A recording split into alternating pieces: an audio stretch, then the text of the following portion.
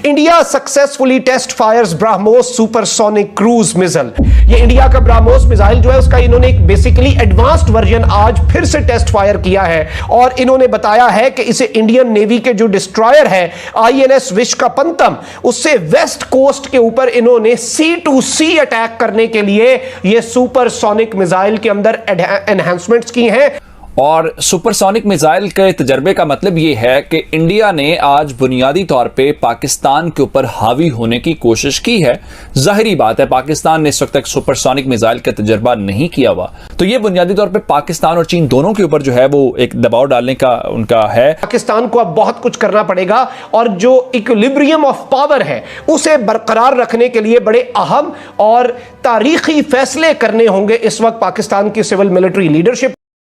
कल भारत ने BrahMos supersonic missile का सक्सेसफुली टेस्टिंग करके भारत का शत्रु तथा चीन, पाकिस्तान, तुर्की जैसे देशों को ये पैगाम दे दिया है कि कोई भी देश भारत के खिलाफ किसी भी साजिश करने की कोशिश करता है तो भारत एक साथ इससे निपटने के लिए सक्षम है। इसके साथ साथ भारत उन सभी देशों को जिसका चीन के साथ सीमा विवाद रहा है और चीन की पड़ोसी भी है, उन सभी देशों को ब्रह्मोस सुपरसोनिक मिसाइल डिलीवरी देने का कमिटमेंट दे दिया है। इसी बीच पाकिस्तानी मीडिया इसके बारे में क्या बकता है, आइए सुनते हैं। India successfully test fires BrahMos supersonic cruise missile और ये 2.8 मैक पे गया, यानी कि ये 2.8 गुना स्पीड ऑफ जो साउंड है आवाज की रफ्तार से ये उससे भी ज्यादा तेज इंडिया ने जो ब्रह्मोस का तजुर्बा है वो कर लिया है। ये इंडिया का ब्रह्मोस मिसाइल जो है उसका इन्होंने एक बेसिकली एडवांस्ड वर्जन आज फिर से टेस्ट फायर किया है और इन्होंने बताया है कि इसे इंडियन नेवी के जो डिस्ट्रॉयर है INS विशाखापत्तनम उससे वेस्ट कोस्ट के ऊपर इन्होंने C2C अटैक करने के लिए ये सुपरसोनिक मिसाइल के अंदर एनहांसमेंट्स की हैं, एडवांसमेंट्स की हैं। उसने ये कंफर्म किया है कि इस टारगेट ने, इस मिसाइल ने अपने टारगेट को बहुत प्रिसाइजली यानी कि बिल्कुल एग्जैक्ट लोकेशन पर जाकर हिट किया है। इंडिया की जानिब से एक सुपरसोनिक मिसाइल का तजर्बा किया गया है और सुपरसोनिक मिसाइल के तजर्बे का मतलब यह है कि इंडिया ने आज बुनियादी तौर पे पाकिस्तान के ऊपर हावी होने की कोशिश की है।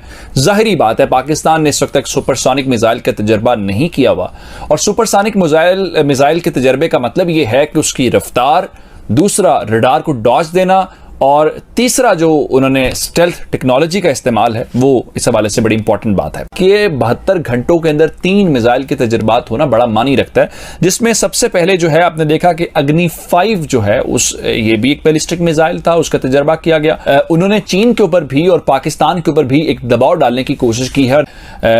उनके 2 इस सिलसिले में दावे हमारे सामने आए हैं और जो जितने आमतौर पे क्रूज और बैलिस्टिक मिसाइल्स होते हैं ये उनसे हट के जदीद वेरिएंट है जिसका आज उन्होंने तजर्बा किया है। जाहिरी बात है ये एक जदीद टेक्नोलॉजी है और ख़ासकर जो आप उसका काउंटर जिसको आप कह सकते हैं, जिसमें मुख्तलिफ किस्म की रडार्स होते हैं, इंटरसेप्टर्स होते हैं या मिसाइल डिफेंस सिस्टम होते हैं, ये उन चीज़ों के हवाले से एक जिद्दत है। अगर आप ये कहें कि उसको आपने काउंटर करना है तो जाहिर बात है उसको काउंटर करने के लिए आपके पास उतनी जदीद टेक्नोलॉजी होनी चाहिए जो कि आमतौर पर अभी तक हमें के नज़र नहीं आती। तो ये बुनियादी तौर पे पाकिस्तान और चीन दोनों के ऊपर जो है वो एक दबाव डालने का उनका है। ये C2C वेरिएंट है, इसका मतलब ये है कराची और गवादर के जो साहिल हैं वहां तक उनकी वो पहुंच अपनी रखना चाहते हैं और आवाज की रफ्तार से 3 गुना तेज अपने टारगेट को जो है वो हिट करता है। आज सबसे पहली बात तो ये है कि ये चीन के साथ जो मुज़ाकरात हैं और चीन के ऊपर दबाव डालना, क्योंकि S-400 और फिर राफेल तैयार है, उसके बाद सुपरसोनिक मिसाइल, दूसरा पाकिस्तान को दबाव में लाना है। और पाकिस्तान, क्योंकि मैंने आपको खबर आज दी थी कि फ्रांस के पास चूंकि यूरोपियन यूनियन काउंसिल की जो प्रेसिडेंसी है वो जून तक आ गई है, तो इंडिया फ्रांस के साथ मिलकर एक लॉबिंग कर रहा है कि पाकिस्तान के पास ये जो वेपन्स आ रहे हैं यूरोपीय यूनियन के ममालिक से वो नहीं आने चाहिए और दूसरी जानिब ये सारा कुछ कर। इस तरह से पाकिस्तान का हमसाया मुल्क पिछले 5-6 साल से दिफाई मैदान के अंदर इस कदर तेज रफ्तारी से आगे बढ़ रहा है कि जिसकी मिसाल नहीं मिलती। India has world's 3rd biggest defence spending now.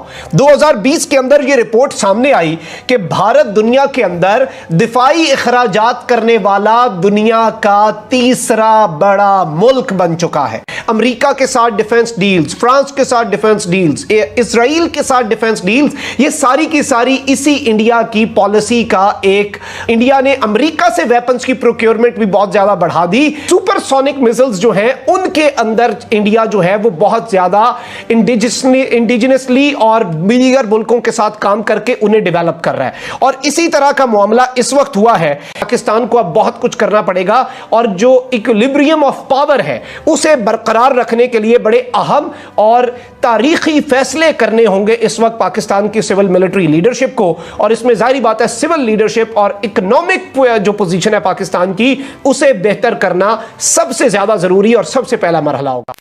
कल ब्रह्मोस सुपरसोनिक मिसाइल का टेस्ट समुद्र में आईएनएस विशाखापत्तनम युद्धपोत से भारत द्वारा किया गया। यह डीआरडीओ की एक बड़ी कामयाबी मानी जा रही है। यह रक्षा नीति है कि न्यूक्लियर हथियार एक जगह ही इकट्ठा करके नहीं रखे जाते हैं, यानी सारे हथियार एक जगह ही इकट्ठा करके नहीं रखे जाते हैं। उन्हें जमीन पर भी विभिन्न जगहों पर और फिर समुद्र में भी रखा जाता है, ताकि अगर दुर्भाग्यवश इसकी सूचना दुश्मन देश के पास पहुंच गई तो वह चाहकर भी एक सारे न्यूक्लियर हथियारों को नष्ट नहीं कर सकता है। उसी रणनीति के तहत इसे कल आईएनएस विशाखापत्तनम युद्धपोत से इसका परीक्षण किया गया और वहीं पर बाकी भी कुछ जो न्यूक्लियर हथियार रखे गए हैं उनके साथ यह भी हथियार शामिल हो जाएगा। दूसरा फायदा यह होता है कि युद्धपोत का ठिकाना बदलते रहता है, इसलिए अगर किसी युद्धपोत का पता भी लग जाए तो चूंकि ठिकाना बदलते रहता है तो उस पर रखे मिसाइल को भी नष्ट करना मुश्किल होगा। और तीसरा फायदा यह होगा कि युद्धपोत को जिधर जरूरत हो उधर ले जाकर दुश्मन देश पर निशाना लगाया जा सकता है। तो इन तीनों कारणों से भारत ने कल जो परीक्षण किया है वह बड़ा महत्वपूर्ण माना जा रहा है। सबसे खासियत बात इस मिसाइल की यह है कि यह इसका स्पीड 2.8 मैक यानी साउंड के स्पीड से, ध्वनि के स्पीड से 3 गुना ज्यादा है और साथ ही इसमें स्टील्थ टेक्नोलॉजी लगी हुई है। इसलिए कहा जा रहा है कि यह दुश्मन देश के राडार के नजर में भी शायद न आए और बिना नजर आए यह जाकर अपने ठिकाने पर लग सकता है और काम दुश्मन देश का तमाम कर सकता है। डीआरडीओ के सूत्रों के अनुसार यह केवल पहला कदम है। डीआरडीओ ने यह भी तैयारी कर लिया है कि जल्द ही hyper supersonic missile BrahMos missile को वह डेवलप करने जा रहा है और उसका काम अंतिम स्टेज में है और टेस्ट जल्दी ही होगा। उसका खासियत यह होगी कि इसकी स्पीड केवल 3 गुना ध्वनि के स्पीड से ज्यादा है। वह जो हाइपर सुपरसोनिक होगा उसका स्पीड 8 गुना ज्यादा होगा, तो उसे दुनिया का कोई भी रडार डिटेक्ट नहीं कर पाएगा। लेकिन भारत के पास अटैक करने की कैपेबिलिटी बहुत ही ज्यादा है, वर्ल्ड क्लास है। लेकिन हमको अब जरूरत है कि एंटी डिफेंस मिसाइल सिस्टम का डेवलपमेंट करें, जैसा कि S-400 हमने रसिया से लिया है।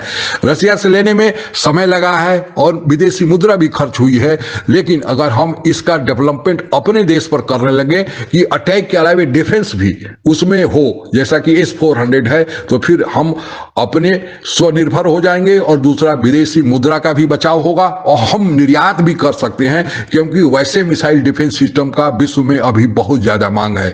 आज हम यह डीआरडीओ को इस सफलता पर बहुत बहुत बधाई देते हैं और कामना करते हैं कि हमारी रक्षा जरूरतों को डीआरडीओ और भारत सरकार मिलकर ऐसे ही पूरा करते रहेंगे, ताकि दुश्मनों को संदेश जाते रहे कि भारत किसी से कम नहीं। आज के लिए बस इतना ही। जय Hind. Thanks for watching. Like, subscribe and press the bell icon and get latest updates.